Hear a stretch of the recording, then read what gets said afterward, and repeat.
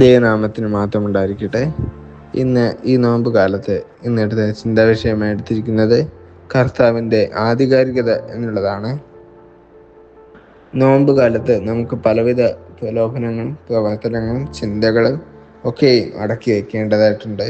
എന്നാൽ അതിനുപരി നമ്മുടെ മേൽ ഒരു അധികാരമുള്ള ഒരു ദൈവം നമുക്കുണ്ട് എന്ന് ഞാൻ ഇപ്പോൾ ഓർമ്മിപ്പിക്കുന്നു. ആ അധികാരത്തിന് ചില സവിശേഷതകളുമുണ്ട്. ഒന്നാമത്തെ സവിശേഷത എന്ന് പറയുന്നത് നമ്മളെ ഉപദേശിക്കാനുള്ള അധികാരമാണ്. മാർക്കോസ് 1:22 വാക്യത്തിൽ അത് നല്ല വ്യക്തമായി പറയുന്നു.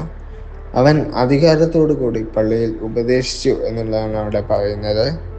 രണ്ടാമത്തെ സവിശേഷത എന്ന് പറയുന്നത് തിരഞ്ഞെടുക്കാനും മാനസാന്തരപ്പെടുത്താനുമുള്ള അധികാരമാണ്.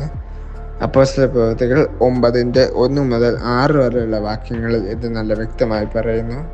ഇത് ഏവർക്കും സുപരിചിതമായ ഒരു ഭാഗമാണ്. ശൗലിൻ്റെ തിരഞ്ഞെടുപ്പുമായി ബന്ധപ്പെട്ടതാണ്. ക്രിസ്ത്യാനികളെ പീഡിപ്പിച്ചിരുന്ന ഒരു വ്യക്തിയെ ക്രിസ്തുവിന് വേണ്ടി പിന്നീട് പീഡിതനാകാൻ വേണ്ടി മാനസാന്തരപ്പെടുത്തിയ ഒരു അധികാരം കർത്താവിനുണ്ട്. അത്രത്തോളം അധികാരം കർത്താവിനുണ്ട് എന്ന് കാണിക്കുന്നൊരു ഭാഗമാണിത്. മൂന്നാമത്തേത് എന്ന് പറയുന്നത് ഉന്നതിയെ താഴ്ത്താനുള്ള അധികാരമാണ്. യെശയ്യാവ് 26:5 വാക്യത്തിൽ ഇത് എടുത്തു കാണിക്കുന്നു. അവിടെ മനസ്സിൽ ഉന്നത ഭാവം നടിക്കുന്നവരെ താഴ്ത്താനുള്ള അധികാരമാണ് കർത്താവിനുള്ളത്. നാലാമത്തേതായി പറയുന്നത് നമ്മുടെ മേൽ പൂർണ്ണ കർത്തൃത്വം നടത്താനുള്ള അധികാരമാണ്.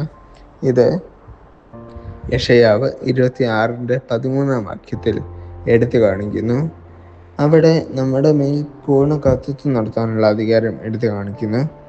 കാരണം അവന് വേണ്ടി സൃഷ്ടിക്കപ്പെട്ട നമ്മൾ അവൻ്റെ അധികാരത്തിലല്ലേ വസിക്കേണ്ടത്. ഈ നോമ്പ് കാലത്തിൽ അവൻ്റെ ഉപദേശങ്ങൾ സ്വീകരിച്ച് അവനാൽ മാനസാന്തരപ്പെട്ട് നമ്മുടെ ഉള്ളിലെ ഉന്നത ഭാവവും ഗർവവും ഒക്കെ നീക്കി അവൻ്റെ പൂർണ്ണ കർത്തൃത്വത്തിൽ കീഴടങ്ങി ജീവിപ്പാൻ നമ്മൾ പ്രചോദിതരാകട്ടെ. ദൈവം നിങ്ങളെ ശക്തീകരിക്കട്ടെ.